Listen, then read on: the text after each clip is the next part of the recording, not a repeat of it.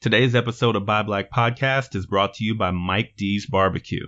If you want to add some flavor to your cookout this Labor Day, throw some D's on it. Visit buyblackpodcast.com/BBQ to order Mike's award-winning signature sauces and rubs. Use the promo code BUYBLACK to get free shipping and an exclusive gift just for the Buy Black Podcast community. Now let's start the show. Buy Black Podcast, episode 57. Build a successful business online. Best tips from our expert featured guests.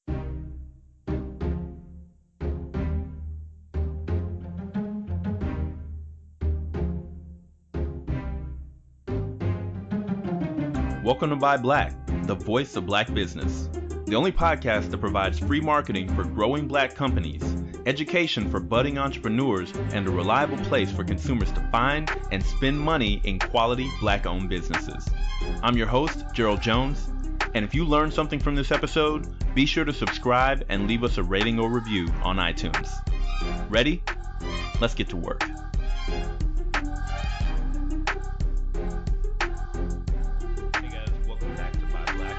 Your only podcast dedicated to helping you find and connect with black-owned businesses. And today we are going to have a very special episode. I've had a lot of fun putting this one together. This episode is going to be a best of from some of our top online business featured guests from the show. So we're going to hear from Nika Massey, who was on episode number 3 with Innovative Supplies Worldwide. We're going to hear from Jamil, who created Phoenix Deep Rooted, and also Jamel, who opened up Faith is Fuel Shades.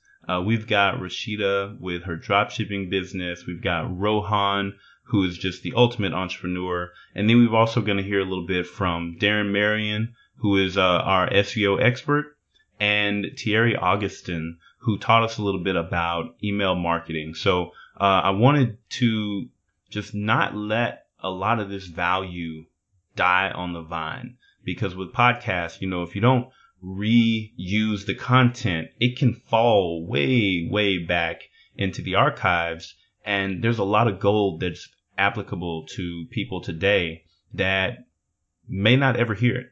So I pulled together some of the top clips from some of our top episodes.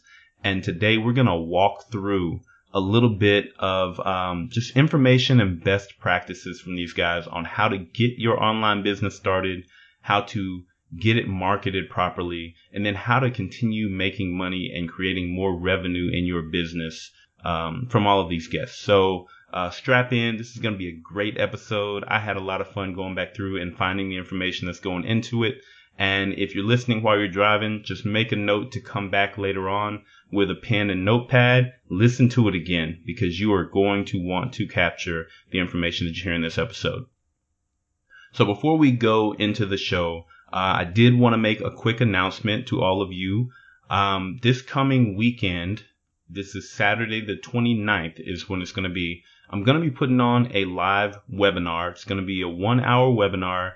And I'm going to be teaching how to use the ADDIE process to build online courses. If you are not in the training industry, you may have never heard of this process before, but it's called ADDIE. It is analyze, design, develop, implement, and evaluate. So what ADDIE is used for is designing training courses. And typically you see it more used in the real kind of corporate training industry to develop long courses. I mean, sometimes these are weeks long, right? But it is a solid process. It's been around forever. And when I look at what's going on right now in the world of digital entrepreneurship, people will just throw together a few videos and slap it out there, throw a price tag on it, and they call it an online course. And the crazy thing to me is that people are buying that. Now, I'm not saying there's no value in that. I'm not saying that people aren't putting information out there that is valuable. But what I am saying is that with just a little bit of process behind an online course, you could take what you know, your experience, your knowledge, whatever your expertise is, you can package that into an online course and you could start making money from it. and it's a lot easier than you would think. So this coming Saturday, I'm going to be putting on a webinar that teaches just the basics of how to use the ADDIE process as an entrepreneur or a small business owner to create an actual online course that people will get value from and that you could put out there, put a price tag on it, and it will pay you continuously so long as people are going to it, purchasing it, and learning from it. So for you folks who are in the Buy Black podcast audience, the price tag that I'm putting on the live webinar is going to be $97. However, if you are a Buy Black podcast listener, I'm going to give you 25% off of that cost. So basically, it's going to be $75 for you to do the live webinar this coming weekend. So all you have to do is go to the link that you're going to find in the show notes for signing up to do the webinar. And then when you go there, just sign in and you'll be able to put in a code BUYBLACK, BUYBLACK, and you'll be able to get 25% off of that live webinar coming up this week. If you have any questions about it before you sign up, just hit me in the email, Gerald, GERALD, at buyblackpodcast.com, and I'll be happy to answer any questions that you have. But I'm really looking forward to this one. Training, that's my world. That's my expertise. That's where I kind of nerd out and get into my zone. And I'm really looking forward to sharing what I know with you guys out there in the audience and with people who sign up from the other marketing that I'm doing, because this is something I'm really passionate about. There's a lot of value being provided out there, even with courses that aren't well structured. So I know that if I can help you really structure your products well, they're going to be positioned really well in the market. People will be able to find them. They'll find the value in them, and you're going to make more money. So looking forward to that. And yeah, let's go ahead and jump into the content. So we're going to start this episode with Nika Brown-Massey, and we're just going to review a little bit about her origin story. And the key thing here with Nika's story and Jamil's story that you can hear right after it is, if you have a problem and you see that there's nobody in the market solving your problem, create a solution to your problem and then sell it to other people. So you'll find out this is what Nika did, this is what Jamil did, and you may find out that in your world with the problems that you face, you might be able to do the same thing. So let's jump into Nika's story.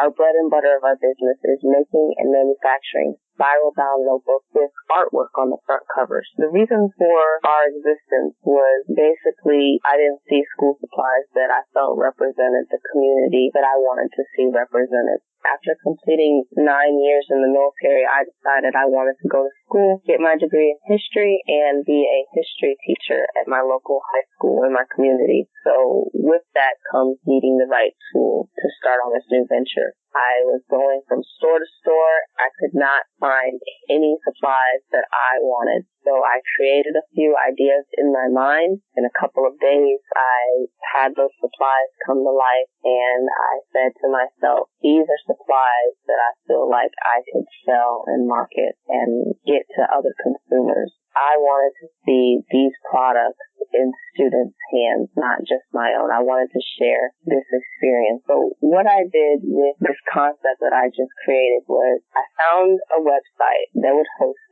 us, and I put the products online. I knew that this was a market. I was anticipating, a few orders coming in, and I could handle it myself. Well, when I saw that it was 8,000 notebooks, I knew that I had to shut down the website, find some employees, and us get the ball rolling. And that's exactly what Innovative Supplies did. We reached out to some teenagers, brought them on board, hired them at $8 an hour, and we sat down and we got busy on making our stationery notebooks. That's our bread and butter of the company. Who'd you reach out to? I mean, did you go friends and family first and then branch out from there? How did you find the teenagers that help you run your company? So my brother was a junior in high school. Getting ready to start his junior year that summer. When I reached out to him with the idea, he was very skeptical. He was like, this is not going to work whatsoever. But at the same time, he was like, you know what, you're my sister, I'll support you, I'll be on board with you for this idea.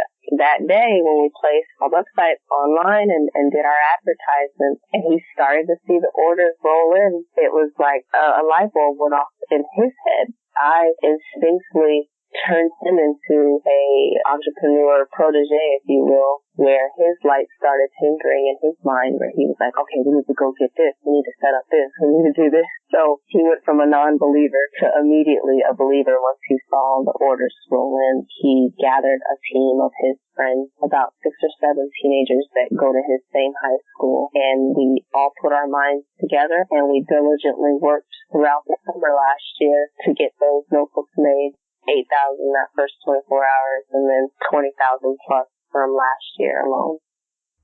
All right, that was pretty awesome. So straight from Nika's story, let's go to Jamil's story. A little bit different. Nika was looking to find materials that she wanted to use going back to college.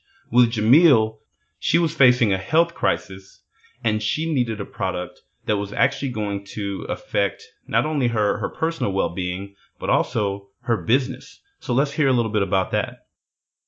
During this 3-week stint of me being back and forth in the ER, I noticed I was getting these patches in my hair where I was getting bald spots. So not only am I in excruciating pain, now I got bald spots. I am miserable. But this is my thing. I'm making my livelihood. A lot of my income is coming from me doing hair. And I'm thinking, let's go back to what I was saying before. Everything I do, I think about what would I do if I was the other person in the situation. Mm-hmm. What would I do if I see that my hairstylist has bald spots? You think I'm going to keep on going to her? Right. Yeah. and that's wild that you got to think about that, though, that your health can't just be, I got to worry about my health. You also got to worry about my livelihood. How's this going to affect my business? Because people aren't going to stick around to find out, oh, the reason is this. It's just going to be, I don't know. I mean, some will. The faithful ones will that understand, but the new ones are going to be like, girl, you see, she ain't got no hair in the front of her head. What she look like? I'm not going to let her touch my head. So hair falling out, and then when I finally got the diagnosis about PCOS and then I understood it, it was like a light bulb went off. That makes sense. So, quick science lesson. PCOS, it causes for a blockage of ovary, of releasing of eggs from your ovary. When you release those eggs, it has a direct effect on your estrogen levels. If you're not releasing those eggs, you're not getting the correct amount of estrogen into your system. What does that mean? That means you get the opposite. You get a lot of testosterone and androgen in your system. A lot of testosterone leads to the development of a chemical called DHT. DHT is what you guys make in high amounts that give you your male characteristics, the deep voice, the hair on the chest, the hair on your face. And also it also contributes to male pattern baldness. So when guys start going bald, it's because of the DHT eating away at their hair follicles. So that's what was happening to me. Because my ovaries weren't releasing any eggs when monthly, what was happening is that DHT was building up and it was eating away at my hair follicles, causing my hair to fall out. And I figured, okay, enough is enough. I got to fix this. I have got to fix this. And by fixing it, I said I needed to go back to being a scientist, Jamil. You have a background in biochemistry. Figure out the pathway that DHT works. What is the enzymes that's converting testosterone over to the intermediate molecule that's what's the next enzyme? Okay, fine. We figure these things out. Find out what type of drugs are on the market that attack those particular enzymes. Figure out what drugs those are. Next step, figure out where those drugs were derived. Most drugs, this is the pharmacology in me. Most drugs that we have on the market is derived from a plant. The only thing we do is that we just purify it and concentrate it down, right? So I figured out that there are a lot of herbs on the market that have these different drug compounds in it. They're just not purified. So I said, well, why not just get a hold of all these random ancient Chinese herbs and different random herbs that I can find, and not concentrate them down, but infuse them into different carrier oils that I know can penetrate the hair shaft and that can penetrate the scalp without irritating or blocking the pores, and see if that would help regenerate my hair follicle. And so I started testing it on myself, and lo and behold, little peach fuzz came in and it started growing. So I had a few other clients that had some thinning areas, and I made the solution up, and I gave it to them for them to try, and theirs started growing back. And then I started telling my story on Facebook about how I had PCOS, and lo and behold, it's almost like half of my friends list also has PCOS. And it was like they were afraid to admit it. They had been wearing wigs, or they felt like it was some type of bad thing to have, and that no one else knew about it. And it almost seemed like I became like a spokesperson for PCOS, or like provided a outlet for people to talk about the struggles that they have with it. And I talked to some of my clients, and told them, when I'm telling them the story on how I'm making these products, they was like, oh, I got PCOS too. Oh, I take that too. I take that same medication you take. And so I would give them samples of it, and for them to try, and it would work with them too. But it's not to say that it's a drug to treat PCOS. The idea behind hair loss is that it's that same pathway. It's just that by having PCOS accelerates it a little bit more. So, because that was something that was personally happening to me in my life, I felt like I needed to attack it. Then then I started thinking about, if I was a manufacturer, what would I call this? And the only thing I kept on thinking about was, I really identified with the phoenix bird. And the idea behind the phoenix is that it's a strong, powerful bird, but it eventually comes to the end of its lifespan. When it's done all it can do, it bursts into flames, and it disintegrates into ashes. But those ashes then rebirth the phoenix into a stronger, more powerful bird. And I've just thought about, well, that's almost the same thing that's going on with my hair. My hair got to a point where it was like, okay, we just can't do this no more. And it just fell out. And I was left with ashes on my scalp. But I had to get those ashes together and rebirth some follicles. And I was like, that is perfect. That is perfect. Name this hairline Phoenix. Then I thought about, us as people, as Black folks, that we are so deeply rooted in our traditions and who we are, that we have come across so much BS in our history as a people, but we still remain strong. And I think about trees in a hurricane, that they're not uprooted because their roots are so deep that they withstand so much things. I mean, not all trees, but some. Like the ones that last long are those that are older, that have root systems that are just so extensive. And I thought about that. I'm like, you know what? A phoenix flies high and it goes high in the sky. But theoretically, it's still deep rooted. And us as a people, we're deep rooted. And that's why I came up with the idea of, I'm going to call this company Phoenix Deep Rooted. Very inspiring story. I love going back and listening to Jamil's episode, because, the fact that she marries up this background as an actual true to life scientist with her passion for cosmetology and for hair. And she used those two things to bring together a product that was perfect for her clients. And I love it. I use Jamil's products on my beard, and I recommend them to everybody that I can. So, Nika Story, Jamil Story, these are two examples of people who went about starting a business to solve their own problem in an area that they were passionate about. So I want to move and turn over to our next expert. And this is Rasheda Hawthorne. If you remember her from episode number 22, Rasheda actually started her first business with dropshipping. Now, this is a little bit of a different story because Rasheda has a passion and she has a vision, but her vision is much larger than her first business. And so she wasn't particularly passionate about this business, but instead she looked for something that she would be able to start with very low overhead and make big profits on. And so she started a dropshipping business. So let's hear a little bit about Rasheda and her dropshipping business and how you could possibly do the same thing.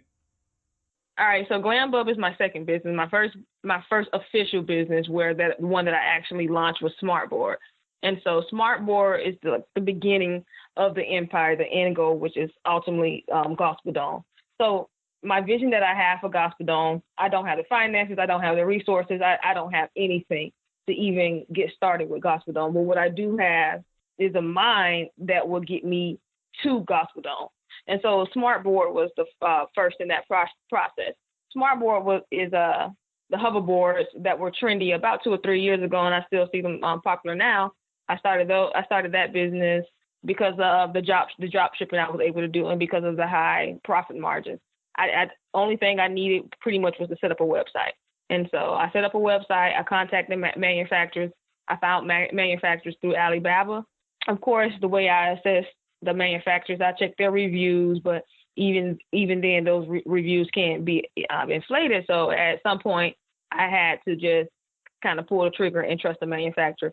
So luckily, I found one who was pretty good, and then I found another one who actually held the patent to the Smartboard. So I had a couple manufacturers that I was working with, and then I also got really, really lucky because one manufacturer decided to move here to California and have their product here on site. And so that was all the benefits for me. Now I can actually test out the product and see what I'm sending to my customers. And the greatest benefit of that all, I was holding no inventory. I didn't have any risk. So I wanted to jump into that. I wanted you to go into more about that drop shipping and how that works, how it is that drop shipping gives you the ability to get a product to customers without actually holding it in your own inventory and having that risk. Explain how people can do that. What's that model like? Well, drop shipping, you pretty much, you think of a product, you figure, I want to sell emergency backpacks. That's a popular one.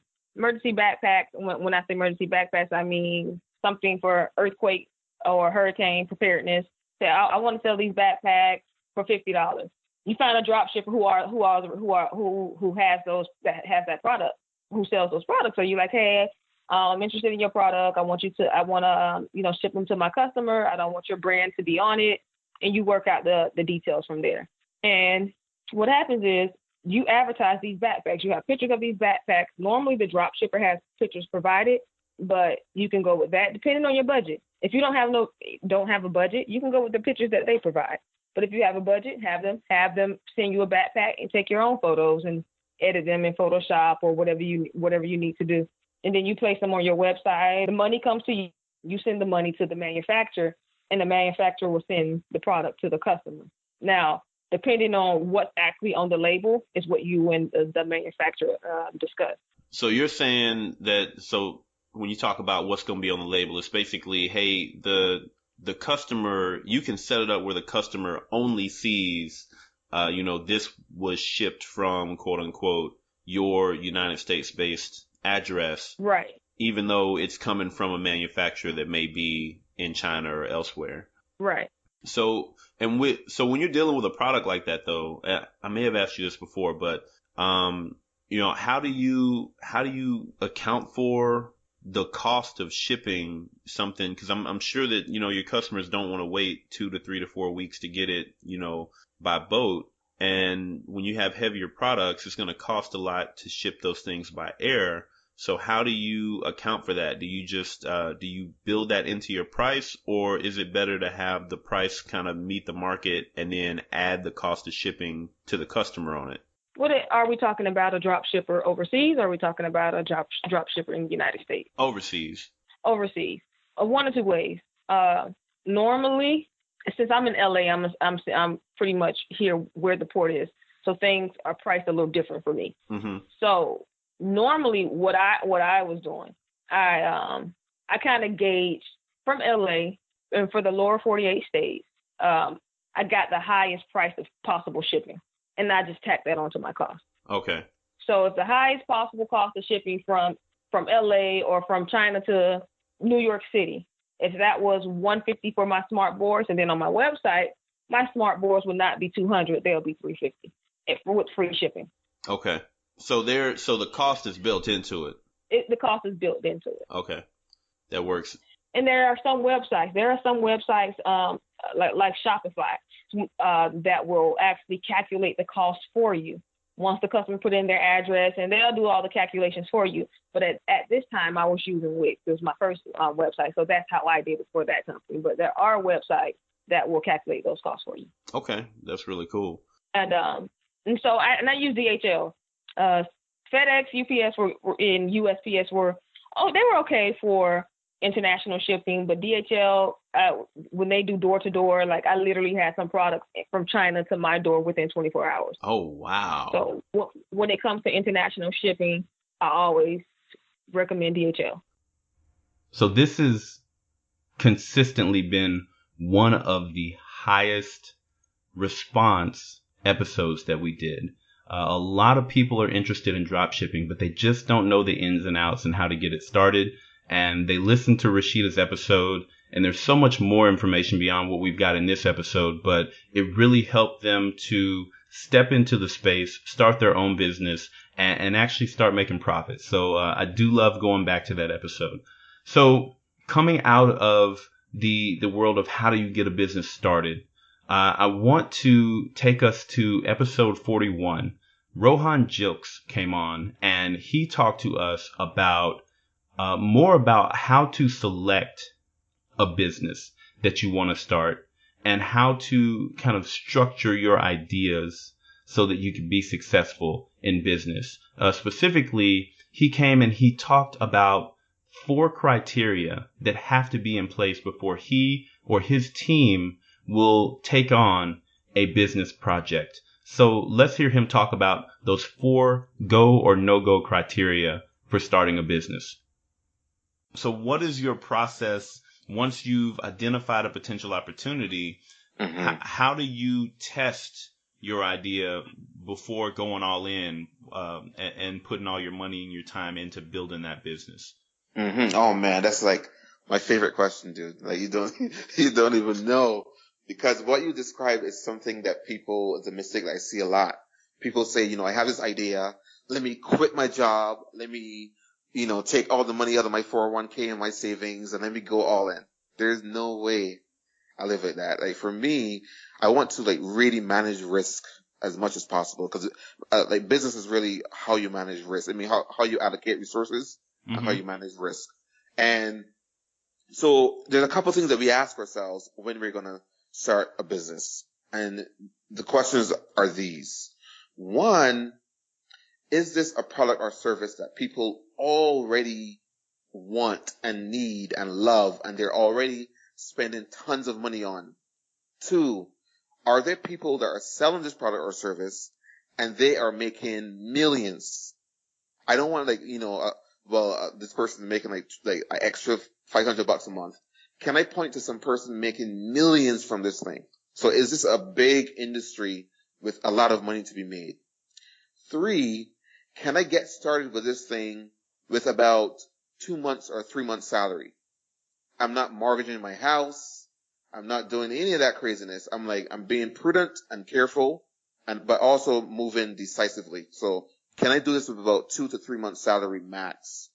And 4, is there a pathway to me being able to get my first paying customer in 60 days, 30 to 60 days? I'm not going to build something where I expect to get a paying customer and it's going to take me 24 months or 36 months from now. No way. I want 1 month or 2 months. I have the first person who's a complete stranger come to my website, pull up their credit card, and pay me for something. And if those 3 things, the things that I've mentioned so far, are in place, we're going to give it a shot. Okay. Yeah. So walk me back through those 4 again. Mm-hmm. What's the first one? Because I got two, I got half of three written down, and I got four written down. So walk me through those one more time. What's the first one? Yeah, so the first one is this something that people are already actively spending money on? So it's not an idea like, oh, I have this idea for a product or service. No, is this something where people are already right now purchasing? So that's the first one. Yep. Two, can I point to people that sell this thing that are making millions of dollars per year? I don't want something where I notice one guy and he may be making $500 a month or something from this. I want to know that there's some person that this thing is making millionaires. Whatever it is that you're selling. So it's a big industry and people are spending money on it continuously. That's what I want, right? Yep. And the third thing is how much it costs. Can I get started with 2 to 3 months of my salary? Not more than that. I'm not going to mortgage my home. I'm not going to sell my car. I'm not going to, empty my 401k. Nothing. None of that craziness. 2 to 3 months salary to get started. And 4, when I get started, can I go from 0 to the first paying customer in 30 to 60 days? Yep. Golden. So, yeah. And once we have those 4 things in place, we pretty much are comfortable to get going. Okay. And then when you get going, is that a going all in thing, or are you building a minimum viable product before you go all in? Like, what's that next step once you've given it the go with these 4 criteria met? Yeah. How do you proceed there? How would a new entrepreneur who's listening out in the audience right now, how should they proceed? I guess would be my question. Yeah. So the next step for us, and this is step number 1 that people often kind of put off. Our next step is a beautiful landing page. It's not a coming soon page. It's not a launch rocket page. It is a page where the home page looks like the end product. So everything else can be minimally viable product. Like your back end could be, Google spreadsheets or something, which I've done before. But your front end, your home page has to be something that looks like the end game. It looks like a business that already exists. It looks like it's lived in. It looks like you already have customers. It looks like you've been in business for, 3 years. That's the look that you're going for. And that's the first thing we do. Because then once we have that, we can then go out and reach out to suppliers for whatever that product or that service is. And those suppliers, they need to feel comfortable that you're going to do good by whatever product or service that you will be reselling on their behalf, right? Okay. And that's really what the world is. Like whatever you're selling is something that you got from somebody else. Either in manpower or actual product. And they need to feel comfortable. And the way that they feel comfortable is by that homepage. It has to be amazing. And then after that, you go out, you find your suppliers, you connect with them. Once you connect with them and you have your first product or service available to sell, then from there on, we just spend as much time as possible driving as much traffic as possible to the the website and having a way for people to pull out their credit card and make a purchase. So Rohan is a master, right? He's all process driven. Everything about him is process. There's no crazy emotional tie to one idea over another. Let's take a look at what's going to work based on the research that we've done. And then if it makes sense, we go forward. If it doesn't make sense, we don't go forward. I mean, that is the kind of mindset that you have to have when you go into business. And I do love that. Keeping right along those same lines, I want to move into talking about how to get people to come to your business, how to get found in order for folks to come and buy your products or pay for your services. And I want to roll into a little snippet from episode number 33, which was Darren Marion. He's my SEO guy. He's the #1 SEO small business company in Indiana. And he came onto the show to share with us how to get your web pages for your business found through Google search. and that's called SEO. It's search engine optimization. Darren laid down some very key practical tips that we can all use to make ourselves more visible, more findable, more attractive to Google in their search engines. So let's check that out.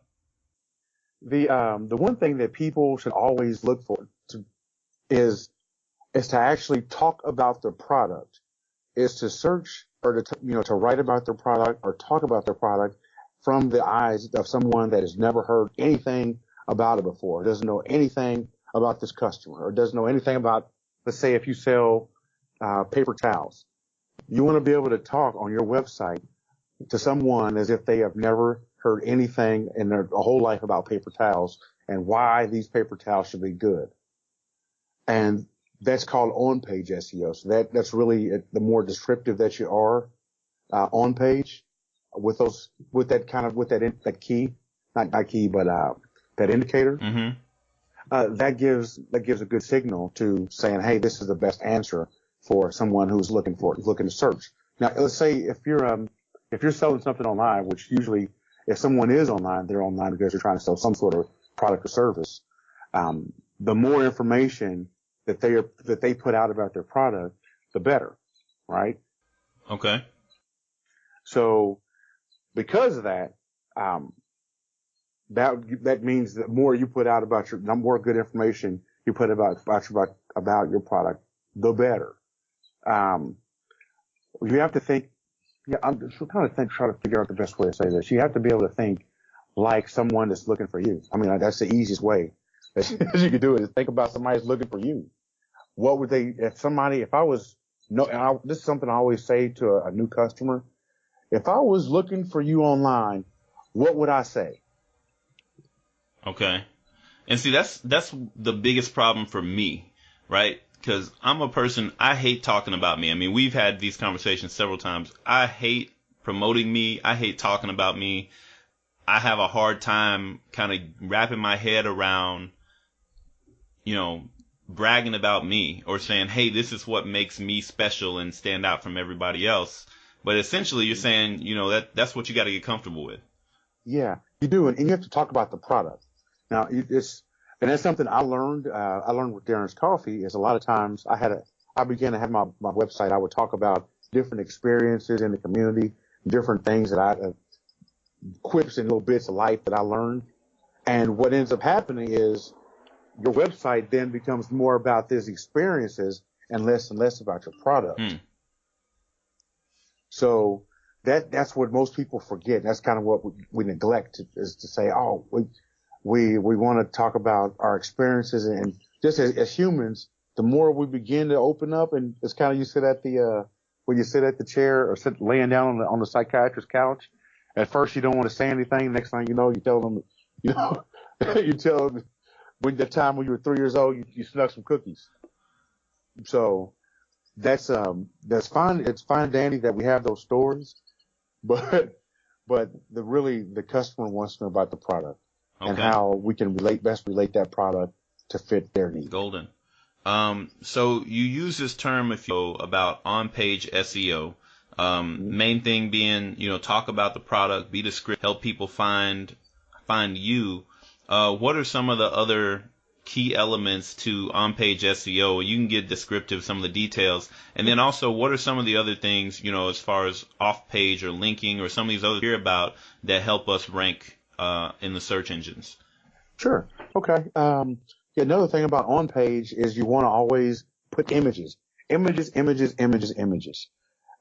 something that a lot of people neglect, and that's something that I noticed, is whenever they're loading an image up onto their particular blog post, is they don't retitle the image the name of the keyword. So, for instance, if you have let's say you're out and let's say you sell cars, and you're out and you're taking pictures of these cars with your iPhone, and then you load up those images onto your computer with the iPhone. Usually the file name is IMG 601 or 602 or et cetera. Mm-hmm. Well, instead of naming it the IMG 601, 602, take the time and get descriptive with that title. there's no, the title can be as descriptive as you want it to be because it's an image. Mm-hmm. So when you load that image up to that particular blog post or product post, it then is another ranking factor. So an on-page ranking factor. Got it. Something else is the alt tag. Whenever you go, and it's literally, it's dotting your I's and crossing your T's. You want to have a heading that has the keyword in it, whatever when I say keyword, that's the key phrase or the key term that you want that page to be known for. Okay. A lot of people think that you rank, and I've learned this myself, that you rank a website. Well, it's not real. That's not how it works. You actually rank individual web pages. So every page is essentially a brand new website. If that's how you look at, that's how you want to look at it. Okay. So as you build out a new page, you want to think, okay, what's my competitor? What is there a page that my competitor has that doesn't have as much information that I could beat? Because they've already shown that there's a market for that stuff out there. Okay. Does that make sense? Yes. You have McDonald's, they have burgers. Well, if you go to McDonald's and you learn how to make a burger, you think, what can I do better? And then that's when you open up your own restaurant and you say, all right, this is what I can do better, so I'll be able to provide a better result to the searcher, to the customer. Something else with the images on the website, on the actual web page, is you want to put what's called the alt, and that's the alternate text. Now, the reason why you want to fill that alt tag in with whatever that image is about is because there are people who are visually impaired that still need to be able to search, and they may have a reader. So if someone was visually impaired, Google had a searcher that was visually impaired, and they came up to a site, and one site had the images that were named after the keyword, and they had an alt tag or alt description that described what that image was, as opposed to another one. Which one do you think is Google going to give preference to? The one that's more descriptive. So there are many, many different things that you need to put onto a site in order that you can. There are over 501 different levels of SEO that you can look at for one individual website that a lot of times are missed. All right. So moving right along from SEO, let's look at another way to get found. Looking at episode number 19, we had Jamel LeBranch on from Faith is Fuel Shades, and Jamel used a different strategy to get his product out in front of people. He used a strategy called influencer marketing, where you basically connect with celebrities, athletes, anybody who's got a large following, and you get them bought into your product so that now they're out and they're marketing your product for you. And so let's take a few minutes to listen to how Jamel got his first influencer to start marketing his product, and then how you could possibly use that same technique to get your business off the ground. I reached out to a couple, pro athletes, Anthony Tolliver, Willie Cauley-Stein, D'Angelo Russell for the Nets, and I actually reached out to them on social media and just showed them a couple of the pictures of the things that I was doing. A lot of celebrities, honestly, believe it or not, people wouldn't believe this, but a lot of celebrities like to find the next hot thing, next best thing, the next thing that's going to, for people to follow. So, and that's what, I remember D'Angelo Russell actually got some of the stuff he said actually on the website. He just said, these are hot. These are, I feel like what you have is the next best thing, man. And I want to be a part of it. Yeah, I want some. And that's just, when people see people like that, wearing it, yeah, of course they're going to wear it. But, I feel like the majority of America, they look at things as they buy by the name, not by the quality. Because there's a lot of things I see buy. I'm not going to say actually what brands, but I went out and I looked at my competitors, what they actually, are selling right now, and I match it to my quality. And it's night and day for me. I mean, and yes, I own Fifth Shades, but I made sure that I brought a product that was actually better. And there's no way I would pay some of the prices that, some of these brands ask. But, people do just because of the name. And that's just, I just stay confident. Yeah, there was some downfall. There's times where, you'll get, down on yourself, or sales aren't going as well, for a month or things like that. But, to me, I look at it, it's the start. If it was easy and if things were just, flying off the Raptor, with no downfalls, and, everybody would be doing it. So, everything has, a beginning, and you'll make your way up the ladder. And that's just the way I look at it. Yeah. So you said you reached out to the celebrities on social media to kind of put the product in front of them. What platforms did you focus on? Was it Twitter? Was it Instagram? Like how did you make that contact? And what's the secret? How do you get them to respond to you and be interested in the product? Yeah, so I'll just talk about D'Angelo Russell at first. Like that was I honestly, when I went to his messages on Instagram, I don't have a Twitter. I do have a Facebook, but you can't message them on Facebook. So on Instagram, I just sent him 3 pictures of my, things I thought he would wear. I didn't say anything to him. I didn't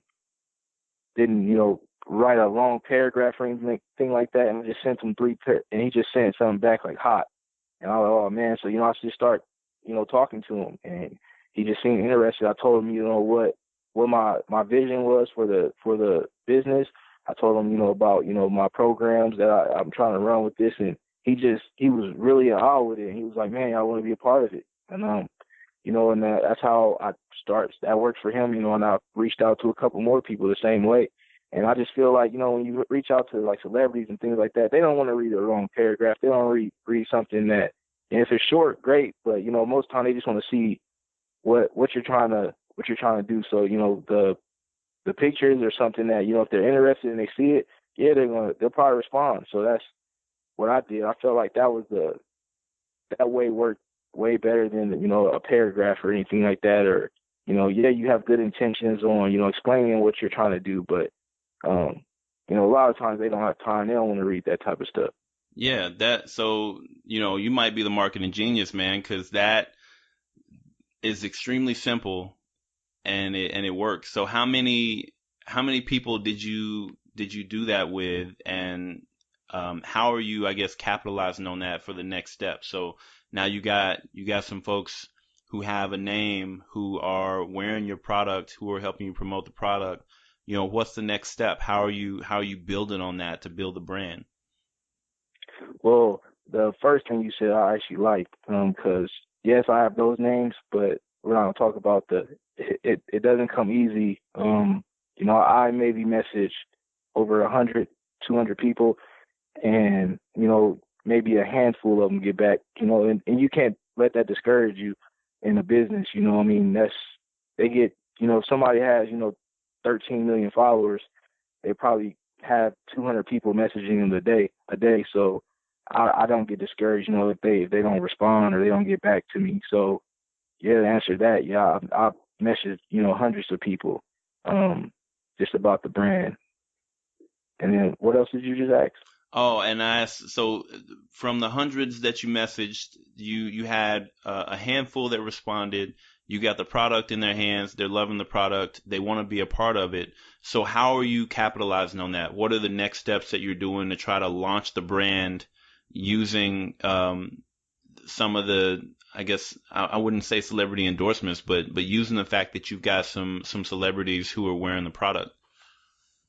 Yeah, well, social media is the biggest thing. I post, if one of them, like now it's Paul, for the Redskins, he sends me a picture, with them wearing something, or Anthony Tolliver for the Detroit Pistons. They send me stuff, and I'll post that on the social media. People actually see, like, oh wow, like they wearing the things, or that just gives people, that's just how we work. America, they see somebody that's a celebrity, they see them wearing something, they want it. That's just how we work. I can say, what's her name, Drea, was wearing a pair of Balenciaga little tennis shoes, running shoes. I'm a person that I don't go by names. I go by quality and what the product is. And now all of a sudden everybody's wearing it. So that just proves my point out. You seen the pair of shoes, Gerald, you would probably throw up. But they're not, and it's just, they wear what, they see the celebrities wear. So, I feel like I just, took that, went to, social media, where people can actually see people wearing my sunglasses, the brand, and that helped me, catapult things to a different level where people may have took it more serious than what they thought when, the first month or so of me opening. I mean, every time I hear that, it just completely amazes me. Jamel is right here in Omaha, so I get to see him periodically. Used to play ball with him before he had knee surgery, and I just love the move that he's making. His business has grown so much since he was actually on the show, and in real life, I'm probably going to have to connect with him soon to do an update and find out, where he is now and kind of what his tactics have evolved into. Because I see him periodically, and the man is always on a plane. He's taking pictures with a lot of these celebrities that he started out just reaching out to on Instagram, and he's building relationships and his network all over the country. It is awesome. But let's move into the final expert for today's show. This is episode number 52 from Thierry Augustin. Thierry, if you recall, he owns a company called Stellar Emails, and his company is completely designed around helping e-commerce businesses, helping online businesses to get repeat business from customers they have already sold to. And this is such a huge part of being successful in business. And it's a part that most of us overlook, which is why Thierry reached out in the first place to come on to the show. He talked about the value of having repeat customers rather than going out and trying to spend money constantly bringing in new customers. So we've got 2 clips from him. Let's start off with the repeat customers clip, and then we'll roll right into his 3 steps for being successful in email marketing. The biggest thing is that you have your customer acquisition strategy, you have your marketing dollars set aside. But what happens is most times when you run an ad, and you run maybe like a special promotion to kind of get them in the door, you're usually kind of, hopefully you're breaking even. Most people lose money on, acquisition of a customer. And what usually happens is it takes to about whether, based on their strategy, it takes, 2 or 3 purchases for them to actually start operating on a profit with that customer. And I think that's what's missing, that there's this big kind of push for acquisition, and you figure out, hey, well, if we get enough new customers, then eventually we'll be profitable. But you can't be profitable if you're losing money on every customer that you gain. So the goal with email marketing is to say, okay, now we have this person, they're in our funnel, and we want to keep them in that pipeline as long as possible. So what do? We're going to figure out, hey, what did they buy? What are some, other products that maybe we can upsell them or cross-sell them? How do we get them even more interested in these maybe new products? Are there product reviews that we can talk about? Is there some kind of content that can introduce them into how to use the product? So we try to use all these different avenues to make sure that we're taking this one-time, quote unquote purchase, or you purchased your customer when you set your marketing budget aside and got them into the pipeline.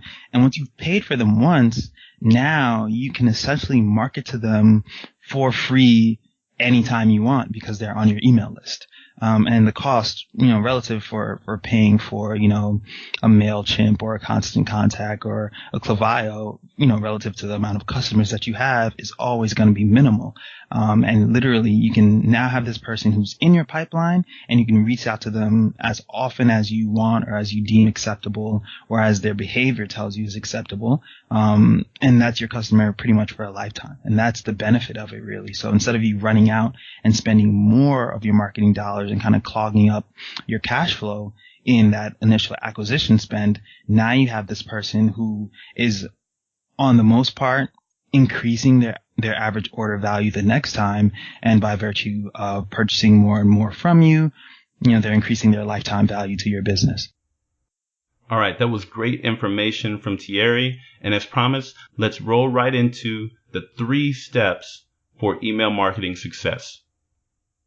So the first thing is you got to think about how you sell. So for a lot of people, whether they're starting with kind of like a small product suite, they usually end up selling, one-off items, right? So for us, the most important thing is that we can build relevant offers that actually will get someone to spend more money. So we're always looking to say, how can we bundle some products together? How can we say, well, this thing goes with, that brush, and, when you put them together, you're going to save, let's say 10%, but it ends up, increasing their cart value instead of them just purchasing that one thing. So we're always thinking about relevant offers, finding ways to bundle items to make sure that we can increase their average order value each time. And not just for the sake of making more money, but literally saying, hey, this will help, enhance whatever the individual product would have done for you. So that's the first thing. The second thing we always want to think about is how do we create a kind of recurring revenue model, right? If we take a product and say, hey, if someone uses this, daily or every 2 days, how long would it take until, the product was finished? And that's where kind of automation comes in, where we can schedule something to say, let's say a product will take about a month to finish, at the 3-week mark, it says, we send out an automatic email that says, hey, it looks like you're running low on this, time to go ahead and re-up and add that, right? So whether you have that in place or you have them immediately, because you have that knowledge of the product lifecycle, you can say, hey, let's get them on this kind of automatic subscription base. And then that's a great way to start to guarantee money on a month-to-month basis, as opposed to, waiting for the sales to come in. You have people who have already agreed to say, yeah, send me this every month or every 2 months. So that's something that can go into, your kind of profit and loss column. And then the last thing is we really want to think about how to create a personalized experience, right? How do we make it feel like, we're communicating specifically to them and to their interests and to what they've done. And I think that's, again, what we talked about before is leveraging big data. How do we use how they act to now craft communication that they want to read, that they want to engage with, that they want to click, and that they want to buy from. And that's, kind of email in a sense, right? You can kind of take care of all those different things, because you're not only communicating with them consistently, but you're letting their behavior kind of dictate how you communicate. And then with that information, you're putting, relevant offers that not only, increase their average order value time over time, but if you know how your product functions and works, then you can get them to a point where they're like, yeah, just sign me up and send this to me automatically. And on the back end of that, even being able to use email to call things like, reviews and referrals. Now you have this one customer who you paid for once, who've now made, 3-4 orders. And now they're saying, well, if I tell my friend and they shop, with this link or whatever, then they can go ahead and get money back toward the next purchase that they're going to make. So they just keep spending more. And as a company, you keep making more. All right, guys, that is it. Those are the clips from our experts. These are some of the best tips that I pulled together from our first 31 interviews to give you guys kind of a one-stop shop. If you're looking to start an online business, there's enough information in this one episode to help you get rolling. First, in deciding what type of business you want to start, in deciding whether or not it's a good business to start moving into, then figuring out the best way to market your business and position it in the market, and then further figuring out how to make sure that you get repeat business from your customers. If you like this format of a show, if you like the information that you got on this show, hey, please let me know about it. You can reach out to me at gerald@buyblackpodcast.com. And you can also find me on all the socials, Facebook, Twitter, and Instagram. My personal is at GWJonesII on all 3 platforms. And of course, you can find the show at Buy Black Podcast on all 3 platforms. Reach out to me. Give me that feedback. Let me know if you want more episodes like this. In the meantime, remember I'm going to have the Using ADDIE for Creating Online Courses webinar coming up Saturday, May 29th. It's at 1 o'clock p.m. Central Time. That cost is $97, but for you in the Buy Black Podcast community, we're taking 25% off. You can get it for $75. Just click on the link in the show notes, sign up, and we'll get you building better online courses in no time. All right, guys. Well, that is it for me this week. I really appreciate you being here, joining me, collaborating with each other. Definitely connect with me on all the socials, and we will catch you in the next episode. Want to show your support for Buy Black Podcast? Become a patron and get exclusive access to behind-the-scenes content and a shout-out in our new question and answer monthly episode. Make your first donation by visiting patreon.com/buyblackpodcast and send your questions for the show to questions@buyblackpodcast.com. Talk to you soon.